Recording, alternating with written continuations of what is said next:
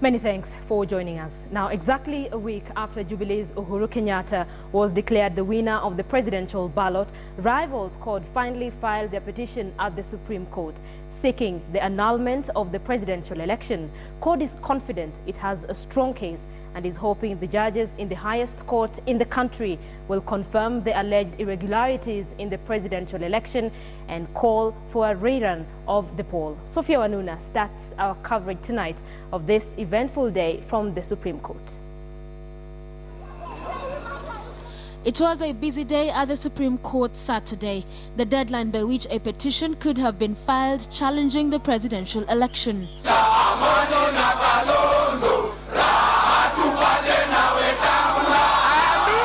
CORD supporters gathered outside the Supreme Court, here to witness the historic moment, the filing of the first ever petition challenging a presidential election. Moments after midday, the Coalition for Reforms and Democracy CORD's legal team filed their petition at the Supreme Court registry, led by the lead counsel, George Oraro. The respondents are the chairman of Independent Electoral Commission, the elect President Uhuru Kenyatta, and elect Deputy President William Ruto. So 3 respondents to your petition? There are 4 respondents and IEBC. After successfully filing their petition, members of the CORD team addressed their supporters outside the law courts.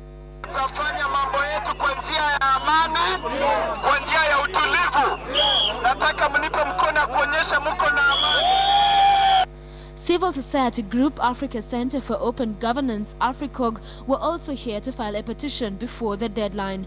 They too want the presidential election nullified. We have sued the IEBC, obviously Hassan Isaka as the returning officer for the presidential election, and as is traditional, the person who was declared the winner has of course to be sued. Away from the Supreme Court, President-elect Uhuru Kenyatta, who is a respondent to both petitions, said that he respects the law and would abide by the court ruling.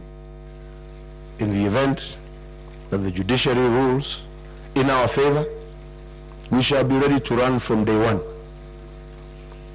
In the event that they rule any other way, we are ready to go back to the people. The third petition before the Supreme Court was filed Thursday by 3 petitioners affiliated to the Jubilee coalition. They want the court to determine whether IEBC should have factored in rejected votes in calculating the presidential results. And as a historic legal battle looms, Judiciary's Chief Registrar assured Kenyans that they would be able to follow the hearings once they commence on live TV.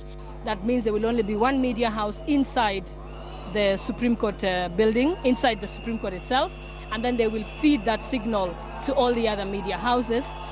The Supreme Court has 14 days within which it must determine the petitions. Sophia Wanuna, KTN. Right, so the Supreme Court has 14 days. The petition has been filed. A lot is at stake. KTN's Noah Otieno now looks at what really is involved in this petition. Thank you so much, Linda. Now, the CORD Alliance legal team is pretty confident of emerging victorious based on the several grounds presented in the petition. This includes one in which it claims that a firm known as Kencol, based here in Nairobi, is hosting the servers for both TNA and the IEBC. CORD argues that this could have compromised the confidentiality of the data that was sent to IEBC servers by possibly giving TNA access to that data. But that is not the core of the CORD petition. CORD is asking the Supreme Court to nullify the results of the presidential election declared by the IEBC chairman Isaac Hassan last Saturday. Why? They are asking the court that the court nullifies the declaration of Uhuru Kenyatta and William Ruto as his deputy as the winners of that presidential election. CORD also wants the whole electoral process declared null and void. Whether this means just the presidential election or the whole general election of March 4th remains to be confirmed. So what are CORD's reasons for calling for nullification of the election results?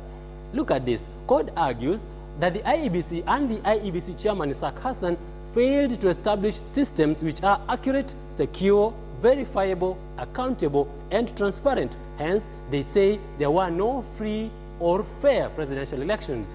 They also argue that the voter register was altered so many times that there is no way of telling which final register was used in the election proper.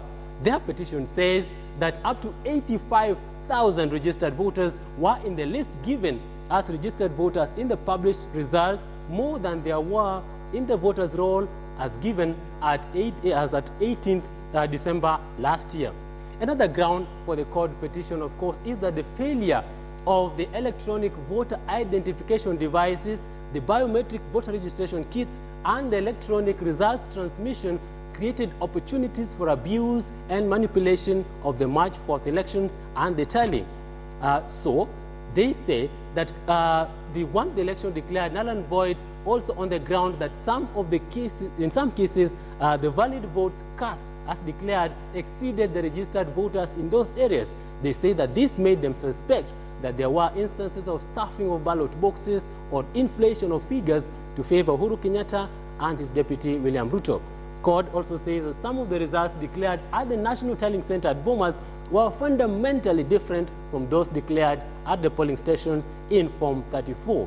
This is why court argues that this election was a sham and therefore they want it nullified. Back to you, Linda. Noah, thank you very much.